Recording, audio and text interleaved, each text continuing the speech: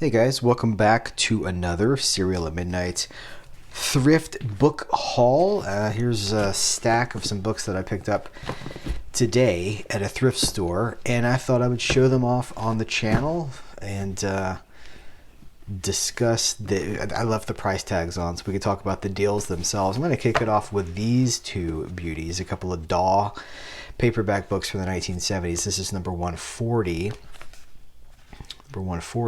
And this is number 270. I will say that while I was in the thrift store today, there was a guy with his phone doing that thing where he was scanning for what was valuable so he could resell. And I just sort of got really close and started looking at the books over his shoulder, and he left.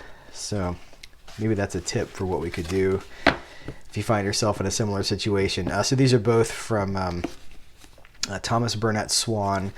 They do have that beautiful yellow spine treatment.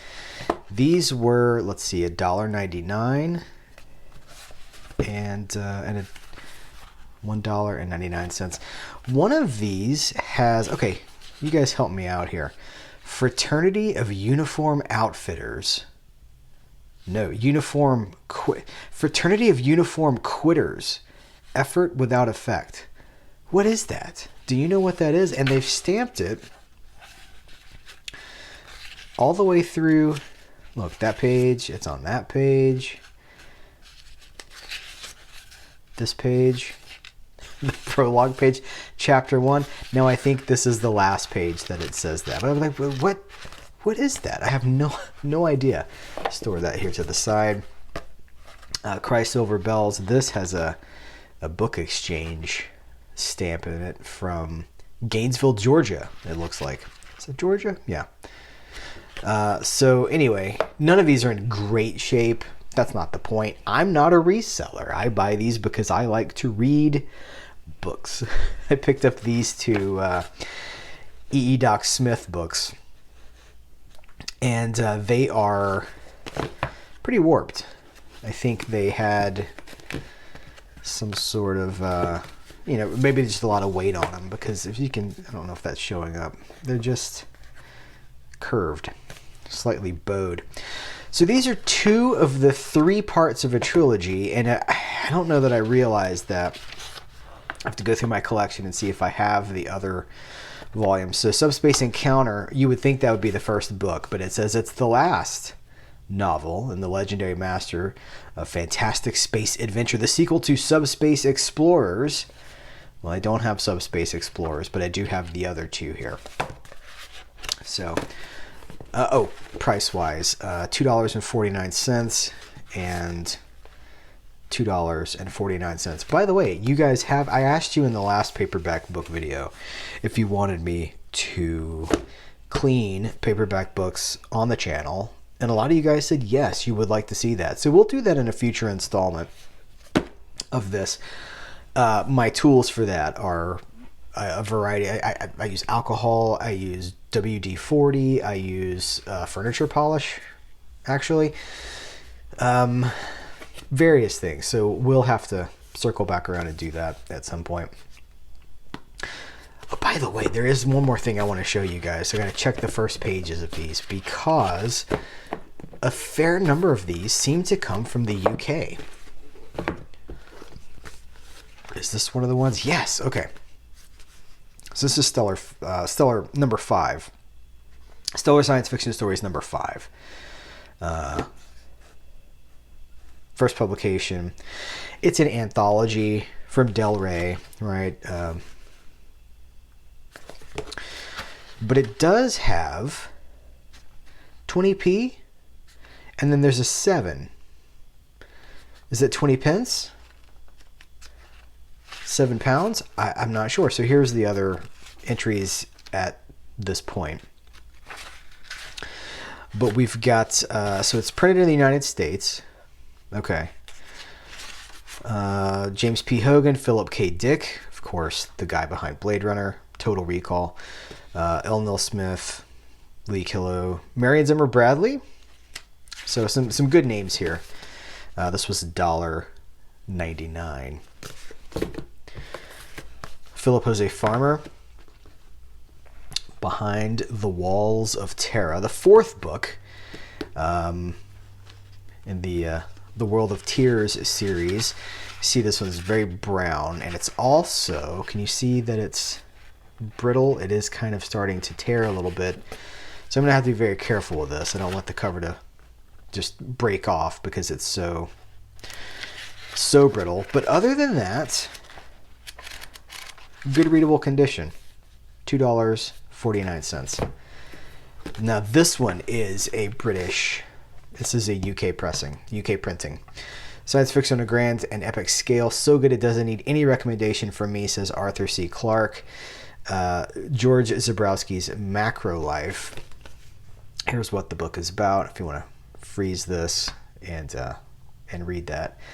This was $2.49, but this is a UK publication here. £1.50 in the UK, $4.50 in Australia. We have New Zealand here, $4.95. There's no US cost or price anywhere. Can you see? Yeah, this shows up really well on camera. I wouldn't go as far as to say this is decal edge, but do you see the what would you call that? Just the texturing. Each little section has this unique leveling to it. So this was printed Futura Publications Limited, 110 Warner Road, Camberwell, London, and published in 1979. But one of the things, so look at the font on this is incredibly small. This is such tiny font. That's going to be a challenge. When they say Macro Life, referring to the print, the typeface. Anyway, it was $2.49. This is one of Spider Robinson's Callahan books. I don't remember how many of these I have. I really need to start keeping a better database of some of these things with my wants. But you know, when you go to a thrift store, you're not sure what you're going to find. So you kind of, when you've got a guy there with a scanner checking prices and resale value, you have to make a split-second decision, I guess. While he was doing that, I went to another aisle and started browsing those to get to them before he could get over there. I don't know where. I think they left after he went to the other aisle, and he left shortly after that.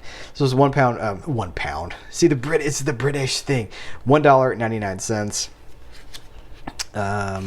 This is a Jasper, Alabama address for Kathy's Bookstore. These are the books by Spider Robinson. No UK text here, so fairly straightforward. This is Heliconia Winter. So this, I did not realize when I bought it, Brian Aldous, that this is part 3. I mean, if I just flipped it over and looked at the back, I would have seen that it was part 3. So I don't think I have parts 1 or part 2. So it's problematic, right? Because now I'm obligated. Now my brain is going to be looking for Heliconia Spring and Heliconia Summer, so that I can complete the trilogy here. Again, it's not in the best of shape, but it's okay. So is this one? Let's see. Triad Panther Books, Granada Publishing Limited, 8 Grafton Street, London. Printed and bound in Great Britain by Collins, Glasgow. Set in Times. So another British printing. So not only do I have to find volumes 1 and 2, or book 1 and 2 of this trilogy, I have to find the British pressings. This one, I love the cover art here. I love fantasy. The light elves, dark elves, warlord or wizard, everyone wanted Sigurd. It was why they wanted him that worried him. So this has, yeah, that shows up really well. It's clearly, I even wonder if this was the book, because this fits. You see this divot here? Look at this detective work right here. That fits almost perfectly in that divot. So I wonder, just another book was probably sitting right here with a ton of pressure on it. It affects, roughly the last, 269 to 20 pages or so. Of course, it doesn't affect the front. $1.99. What was this? $2.49. All right, switching away from science fiction, let's do some Louis L'Amour. Matagorda. This is a Corgi book. Again, we're in the UK. Corgi, a Corgi Western. Corgi is a... now, everyone in the UK watching this already knows, but Corgi is a division of, Trans World Publishers, which is out of the UK. First printing history, Corgi edition published in 1968. First publication in Great Britain, 1968, and then Corgi edition reprinted in 1969. So, but otherwise in great condition, and it does have... Do we have any writing? No. It does have a beautiful cover. It's warped. Look at that. Very, very warped. I'll probably put some heavy books on here and see if that makes any difference whatsoever. Here's another Louis L'Amour, and check it out. Corgi. So this is not warped, surprisingly, but it is kind of brittle, and I think it's been sitting in the elements for a long time. But Corgi publication, and what's the year on this one? The year of publication here. Corgi, first published in Great Britain, 1980. Corgi edition published 1981. Century House, Ealing, London. Made and printed in the United States by Arcata Graphics, Buffalo, New York. Interesting. All right, I got two more for you, and they are sort of a piece. We're going Gothic now. This is With This Ring from Mignon G. Eberhard. This is a murderous bride story. It's a Gothic romance murder story. If you're thinking Haunted Mansion at Disney, I am. I don't know if you are. Did we do the price on the Louis L'Amours? $1.99 and $2.49 for these. And this is $1.99. She had come to the beautiful house with all the terrors and temptations of the new bride. She was fearful of the strangers in whose midst she found herself, frightened of her own feelings, tempted to test her newfound powers. Her newfound powers? Okay. Now, are we speaking in metaphorical powers or actual powers? And then suddenly, let's see, it's beneath the price tag, but I think we can do something about that. It doesn't want to come away easily. See, this is why we need to do a... decorative books. I've just noticed this. Decorative books? Interesting. So this is a honeymoon with homicide. There was a smear of blood upon the paper, and something written there scrawled across it. Automatically, she read the words, "Eric's wife killed me." Both sickened and terrified, she turned to run for help, to find someone to assure her blood-covered body. The blood-covered body wasn't a hallucination, and then she stopped and realized she couldn't tell anyone, for she was Eric's wife. Oh my lord. So this is published simultaneously in Canada by the Macmillan Company Canada Limited. 1941. And then this edition is... Do we know what year this edition is? I don't think we do. Clearly 70s or late 60s because of this teal green page treatment. All right, one more. One for my baby. One more for the Gothic Road. This is The Sign of the Ram by Margaret Ferguson. A paperback library Gothic. It's a book to chill the cockles of your heart, says the New York Times.